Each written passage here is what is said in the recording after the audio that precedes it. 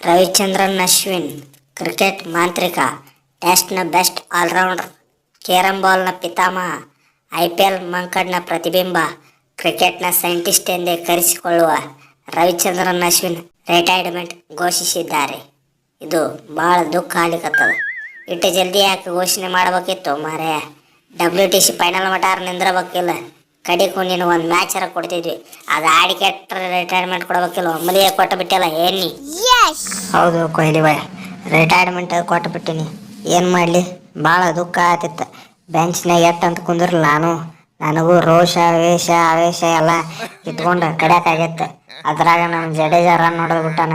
Next match ನನ್ನ ಆಡ್ಸೋದಿಲ್ಲ ಅನ್ನೋದು confirm ಆಗಿಬಿಡುತ್ತೆ. ಇದೇ ಮ್ಯಾಚ್ ಲಾಸ್ಟ್ ಅಂತ ತಿಳ್ಕೊಂಡು ನಾ ರಿಟೈರ್ಮೆಂಟ್ ಕೊಟ್ಟು ಬಿಟ್ಟಿನಿ. ಅದ ನಂದು pink ball test last match. ನಾ ಆಡ್ರೆ ಏನು ಮಾಡ್ಬೇಕು ಇನ್ಮೇಲೆ? ಯಾಕೋ ದೋಸ್ತ ಹಂಗ್ಯಾಕಂತಿ?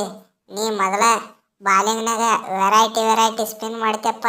ಅದ್ರ ಹೆಸರು ನಿನಗೆ ಗೊತ್ತಿರ್ಬೇಕು, ನಮಗೇನು ಗೊತ್ತಿರೋದಿಲ್ಲ. ಅಂತ ಹೊಸ ಸ್ಪಿನ್ಗಿನೆಲ್ಲ ಮಾಡ್ತಿ. ನಿನಗೇನಾಗೈತಿ ರಿಟೈರ್ಮೆಂಟ್ ಕೊಡೋದು?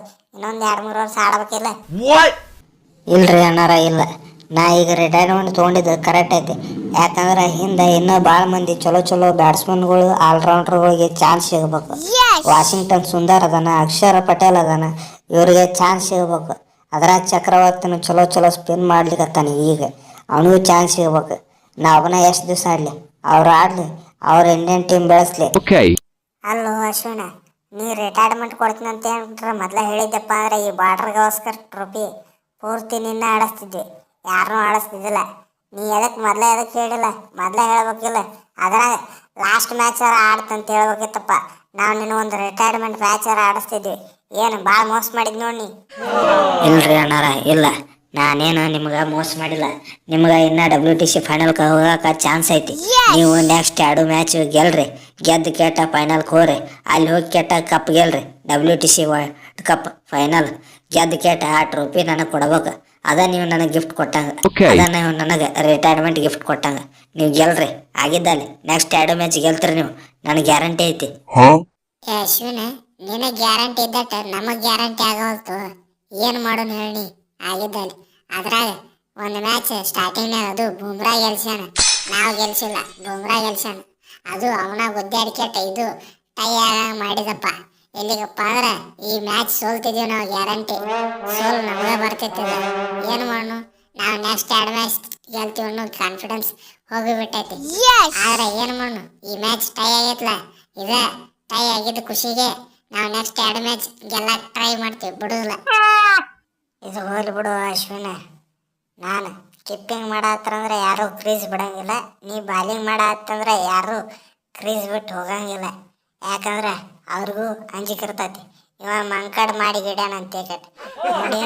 IPLನಾಗ ಎಲ್ಲರೂ ನನ್ನ ಹೆಸರ್ಲೇನ ಜಪ ಮಾಡ್ತಿರ್ತಾರ. ಮಂಕಡ್ ಹೆಸರು ತೆಗೆದು ಅಶ್ವಿನ್ ಹೆಸರು ಹಾಕ್ಬೇಕದನ್ನ. ಹೌದು ಹುಲಿಯಾ, ಅಷ್ಟ ಅಲ್ರಿಪ್ಪ. ಕೇರಂ ಬಾಲ್ ಅಂತ ಮಹಾ ಬ್ಯಾಟ್ಸ್ಮನ್ಗಳಿಗೂ ಆಡಕ್ಕೆ ಬರಂಗಿಲ್ಲ. ಅಂತ ಚಲೋ ಬಾಲಿಂಗ್ ಅಶ್ವಿನ್ ಕಂಡು ಹಿಡ್ದಾನೆ.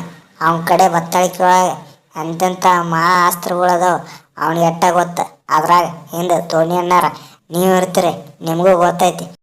ನನಗೆ ಗೊತ್ತೈತಿ. ಅಶ್ವಿನ್ ಬಗ್ಗೆ ನನ್ನಟ್ಟು ಯಾರೂ ತಿಳ್ಕೊಂಡಿಲ್ಲ. ಚೆನ್ನೈ ಟೀಮ್ನಾಗ ಇದ್ದಾಗ ಸಂಪೂರ್ಣವಾಗಿ ತಿಳ್ಕೊಂಡ್ಬಿಟ್ಟೆ ನಾವು.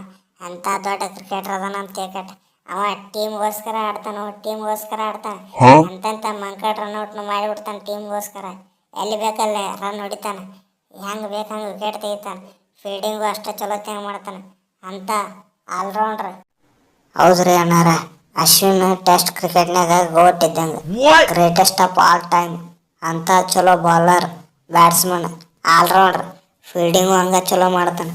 ಅಂತ ಬಾಲರ್ ರಿಟೈರ್ಮೆಂಟ್ ಕೊಡಬಾರ್ದಿತ್ತು. ಅವನಿಗೆ ಒಂದು ರಿಟೈರ್ಮೆಂಟ್ ಮ್ಯಾಚ್ ಆಡಿಸ್ಬೇಕಿತ್ತು. ಅದು ನಮ್ಮ ಕೈ ಆಡ್ಸೋಕ್ಕಾಗಲಿಲ್ಲ. ಭಾಳ ದುಃಖ ಆಗುತ್ತೆ.